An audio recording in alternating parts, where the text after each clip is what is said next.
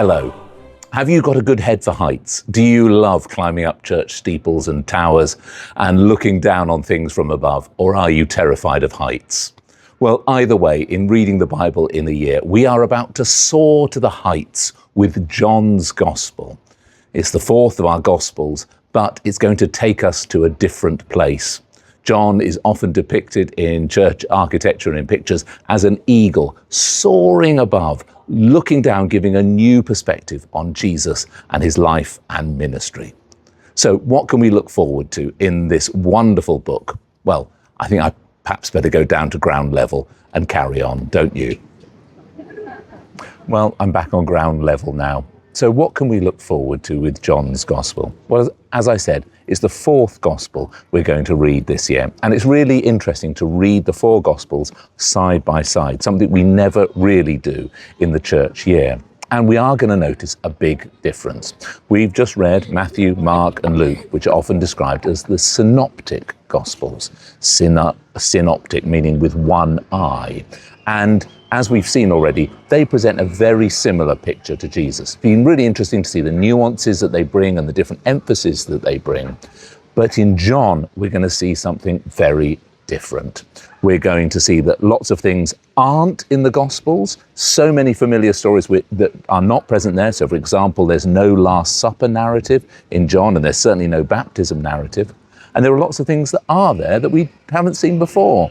So, for example, the wedding at Cana or the encounter with the woman at the well in Samaria.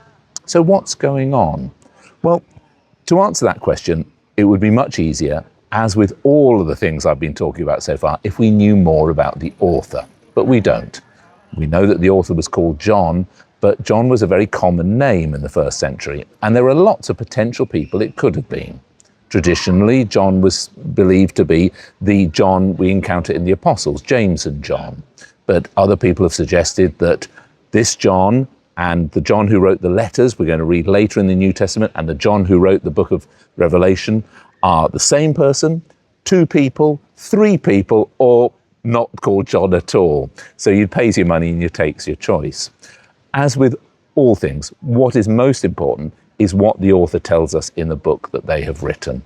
And from all the evidence we have, John was the last gospel to be written, probably about 90 or 100 AD, so up to 60, 70 years after Jesus' crucifixion and resurrection. And it is that, probably, which gives us that eagle-like perspective. John clearly knew that Matthew, Mark, and Luke had been written. And at times, he clearly expects his audience, his readership, to know those, so he doesn't feel the need to repeat himself. But this gap, this time gap, gives John a greater perspective on the crucial question of who Jesus was. And so John presents the most complete and the most detailed picture of Jesus as the Son of God. Very different from the Jesus we encounter in Mark. And this isn't because they encountered different Jesuses or Jesus changed over time or they made things up. It's simply that John, whoever John is, has had more time to reflect and understand who they met in Jesus Christ.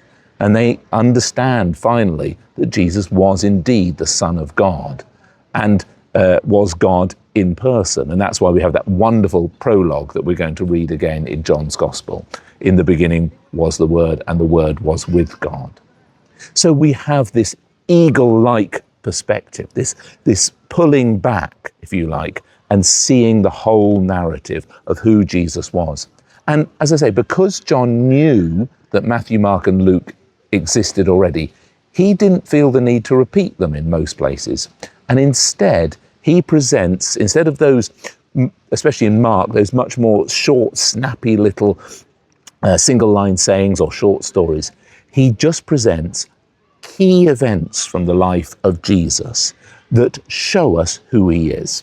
And in particular, the gospel is centered around 7 great signs.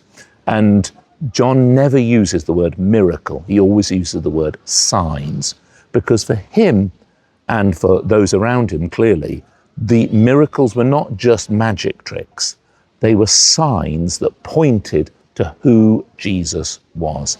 And each one of them tells us something different about who Jesus is. And as we read the Gospels, look out for that and think, well, what does this story tell me about Jesus?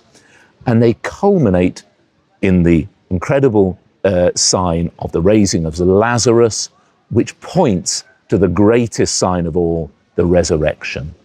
And in John, there's so much I could talk about in John, so many interesting nuances, so many differences, much longer passages with Jesus talking at much greater length, especially in the central section, often called the farewell discourses, where Jesus is preparing his disciples for life without him and for the coming of the Holy Spirit.